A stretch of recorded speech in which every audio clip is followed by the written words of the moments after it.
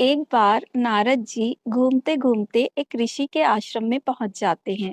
और वो जो ऋषि थे उनके जो विचार थे सुख के बारे में या जीवन के बारे में, वो थोड़े से अलग थे। उन ऋषि का ऐसा मानना था कि हमें किसी भी चीज की आवश्यकता नहीं है। ना ही तो हमें ध्यान करने की आवश्यकता है, ना ही हमें जप हवन पूजा पाठ इन सब की आवश्यकता है। हम सिर्फ सोचकर या फिर हम जैसे हैं वैसे ही रहकर भी सुख शांति को प्राप्त कर सकते हैं। सो एज वी नो कि नारद जी की अपनी एक स्टाइल है। तो वो नारायण नारायण बोलते हुए उस आश्रम में प्रवेश करते हैं। और तभी उन ऋषि का वहाँ एक प्रवचन भी चल रहा था। तो जो शिष्य हैं वो नारद जी को रोकने का प्रयास करते हैं और उन्हें इशारों से चुप रहने को कहते हैं। लेकिन नारद जी को कौन रोक सकता है। तो वो उन ऋषि के पास पहुंच जाते हैं और ऋषि भी नारद जी को देखकर अपना प्रवचन वहीं रोक देते हैं और नारद जी को प्रणाम करते हैं और अपने सभी शिष्यों को विदा करते हैं। सभी शिष्यों के जाने के बाद ऋषि खड़े होकर नारद जी के पैर पकड़ लेते हैं और रो पड़ते हैं और कहते हैं कि मेरी सहायता कीजिए। मैं स्टक हो चुका हूँ, मैं बातें तो करता हूँ कि आत्मा परमात्मा की जरूरत नहीं है, ध्यान की जरूरत नहीं है। मेरी सारी बातें भी लॉजिकल है। मैं अपने शिष्यों को भी समझाता हूँ और मैं खुद भी समझता हूँ। लेकिन उसके बाद भी जीवन में जो सुख होना चाहिए, जीवन में जो शांति होनी चाहिए, जो श्योरिटी होनी चाहिए, वो नहीं आ पा रही है। मेरी मदद कीजिए, मैं क्या करूं? तब नारद जी उनसे कहते हैं कि अभी तो मैं थोड़ा जल्दी में हूँ। मैं कुछ दिन बाद फिर से आपके पास आऊंगा और आपके इस प्रश्न का उत्तर दूंगा। ऐसा कहकर नारद जी वहां से चले जाते हैं।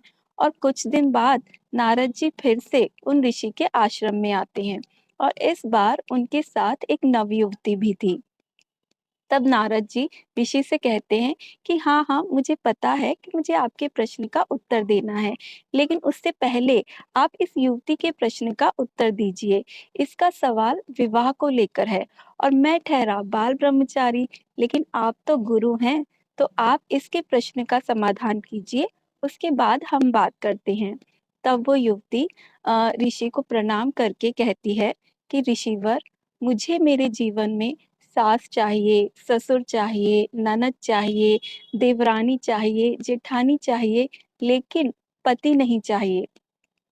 इतना सुनकर वो ऋषि हंस पड़ते हैं और उस युवती से कहते हैं कि बिना पति के ये सब रिश्ते मिलना असंभव है।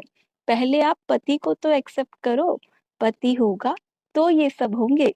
और वो नारद जी की तरफ देखकर कहते हैं कि बस इतने से सवाल के लिए आप परेशान हो रहे थे। इस सिर्फ इतने से प्रश्न के उत्तर के लिए आप इसको मेरे पास लेकर आए हैं। और इतना कहकर वो हंस पड़ते हैं। तब नारद जी और जोर से हंसते हुए कहते हैं कि ऋषिवर, क्या आपकी भी स्थिति कुछ ऐसी ही नहीं है?